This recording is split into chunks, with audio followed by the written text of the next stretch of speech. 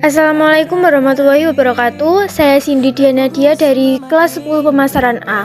Presentasi kali ini kita akan membahas tentang sejarah tanam paksa. Apakah kalian sudah pernah dengar apa itu tanam paksa? Jika belum, mari simak video ini sampai akhir ya. Pengertian tanam paksa adalah sistem yang mengharuskan rakyat melaksanakan proyek penanaman tanaman ekspor di bawah paksaan pemerintah kolonial sejak tahun 1830.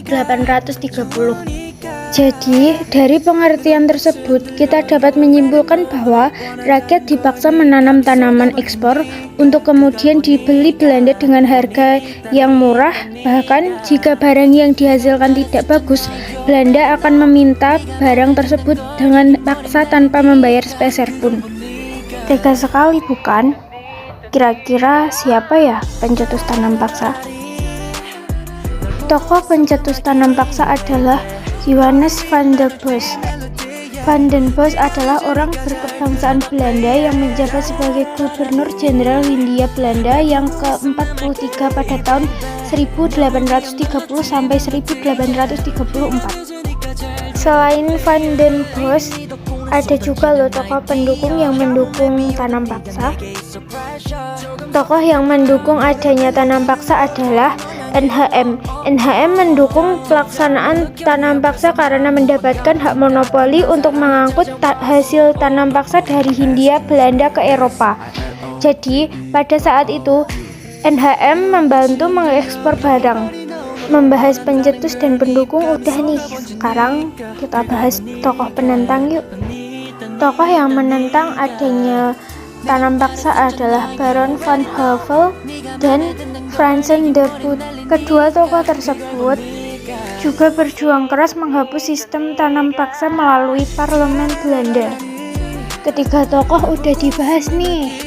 Selanjutnya kita bisa membahas latar belakang terjadinya tanam paksa. Latar belakang tanam paksa.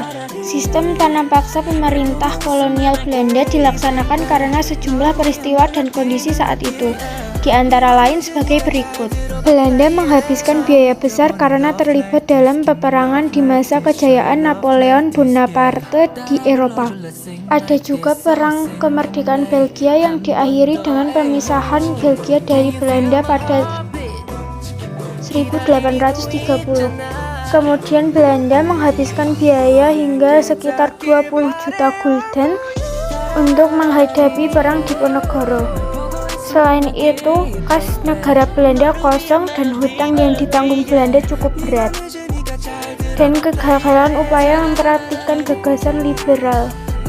Kalian pernah membayangkan nggak kenapa tanam paksa didirikan?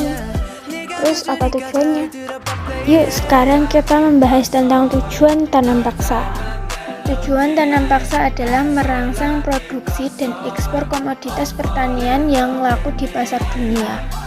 Untuk menyukseskan kultur stelsel, pemerintah kolonial memberikan pinjaman uang pada orang-orang yang bersedia membangun pabrik atau penggilingan. Jadi itu tujuan tanam paksa. Kira-kira udah bosan belum nontonnya? Belum dong. Selanjutnya kita bisa membahas tentang peraturan tanam paksa. Peraturan tanam paksa. Peraturan pokok sistem tanam paksa terdapat dalam Lembaran Negara Stendhal tahun 1834 nomor 22. Aturan ini diterbitkan beberapa tahun setelah tanam paksa dijalankan di Pulau Jawa. Aturan tanam paksa yaitu persetujuan akan diadakan dengan penduduk agar mereka menyediakan sebagian dari tanahnya untuk menanam tanaman ekspor yang dapat dijual di pasar Eropa. Peraturan kedua, tanah pertanian yang disediakan penduduk untuk tujuan tersebut tidak boleh melebihi 1/5 dari tanah pertanian yang dimiliki penduduk desa. Peraturan ketiga, pekerjaan yang diperlukan untuk menanam tanaman tersebut tidak boleh melebihi pekerjaan untuk menanam tanaman padi. Peraturan keempat, hasil tanaman diserahkan kepada pemerintah Hindia Belanda jika harganya ditaksir melebihi pajak tanah yang harus dibayar rakyat. kelebihan tersebut diberikan kepada penduduk. Peraturan nomor 5, tanah yang disediakan penduduk tersebut bebas dari pajak tanah, dan kegagalan panen yang bukan karena kesalahan petani akan menjadi tanggung jawab pemerintah. Peraturan nomor 6, pelaksanaan tanam paksa diserahkan kepada pemimpin-pemimpin pribumi. Pegawai-pegawai Eropa bertindak sebagai pengawas secara umum. Kalian tahu nggak sih ada dampak positif dari tanam paksa? Kalian mau tahu nggak? Simak berikut ini. Dampak negatif dan positif tanam paksa. Sistem tanam paksa membawa dampak positif dan dampak negatif bagi bangsa Indonesia, yaitu dampak positif bagi bangsa Indonesia adalah masyarakat Indonesia mengenal teknik pertanian baru di Indonesia.